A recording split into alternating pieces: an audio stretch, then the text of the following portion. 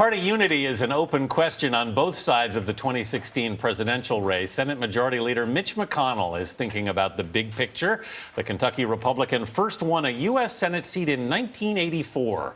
McConnell has played a pivotal role in some of the hardest-fought moments in modern politics, from Obamacare and campaign finance to the current battle over the president's Supreme Court nominee. In his new memoir, The Long Game, McConnell reveals his childhood memories and the lessons that resonate today. Senator McConnell, thanks for being here.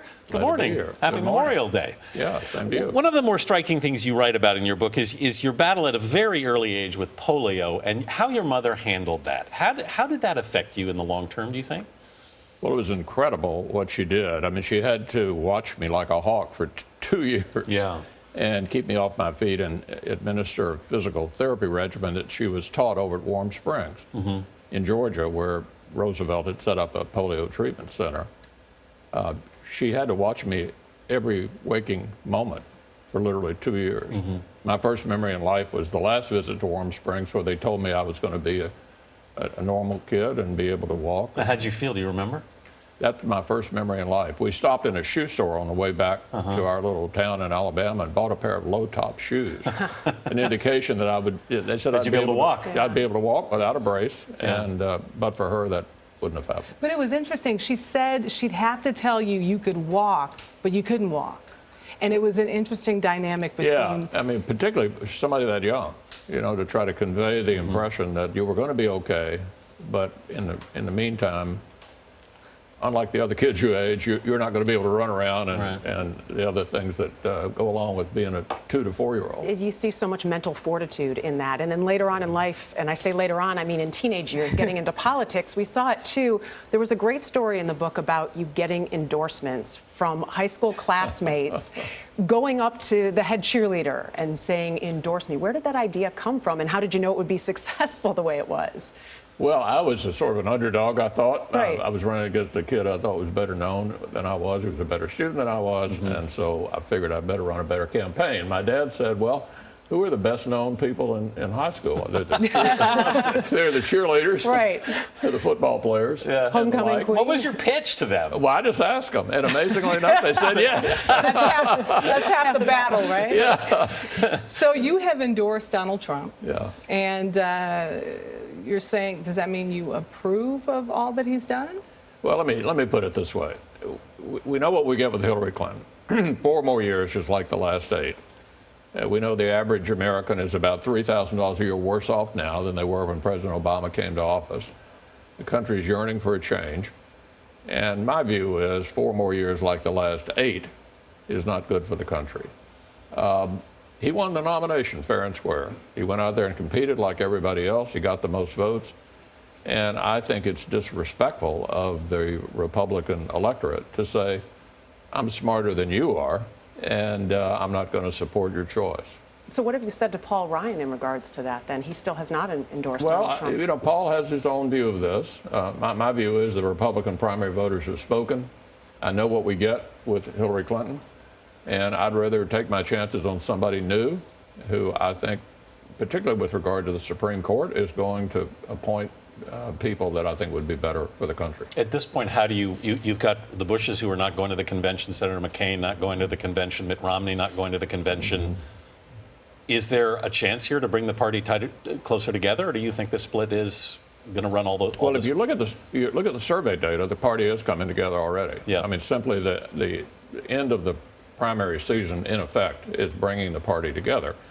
Look, I think it is a statement of the obvious that neither of these candidates are popular. Yeah. In fact, they're quite unpopular at the moment. And the surveys I've looked at indicate the Democrats will ultimately rally together because they don't like Trump, and the Republicans will ultimately rally together because they don't like Clinton. So neither one of these candidates is likely to get a big wet kiss from the American public. Well, what would you like to see him do differently?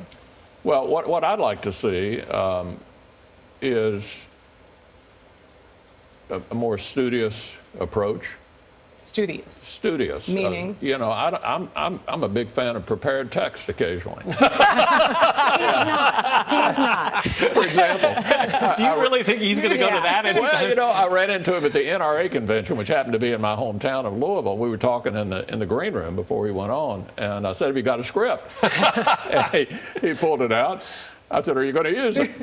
he said, "I hate scripts. You know, they bore the audience." And I said, "Put me down in favor of boring." Yeah. I like scripts. So does the scriptless move, does that scare you that he goes No, off? I think what it will say to the public is, okay, I'm good at entertaining audiences, but I also am going to school here and know what I'm doing. He used a prepared text in North Dakota to talk about energy. I thought it was a good text.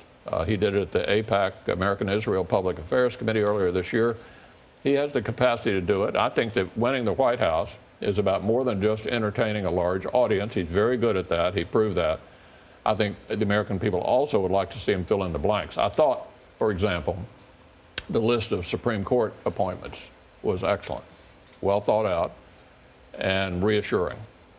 You've talked a lot, and we've heard a lot, obviously, and talk about the Supreme Court. And since you went there, I thought it was interesting. In the book early on, you wrote about the Senate and sort of having the sense of value for slow and steady deliberation, the type of work that depends on more patient diplomacy than on power plays and media manipulation. And that just leads me to believe, why not in the Senate right now have debate over a Supreme Court nominee? Why wait when that's something that you cherish in the Senate? Well, this is the unusual situation. You have a vacancy in the middle of a presidential election. What is the history of that? It's been 80 years since a vacancy in the middle of a presidential election was confirmed. You have to go back to 1888, Grover Cleveland in the White House, to find the last time a Senate of the other party confirmed a Supreme Court vacancy occurring in a presidential election year. We're in the middle of deciding who ought to make this appointment. So it is different. Well, although we've already decided, there is a sitting president, Yeah, and he has already made his nomination. That's correct. But under the Constitution, we have shared role here. We don't have to ask his permission. Advice and consent means he gets to send the nomination up. We get to decide whether to act on it.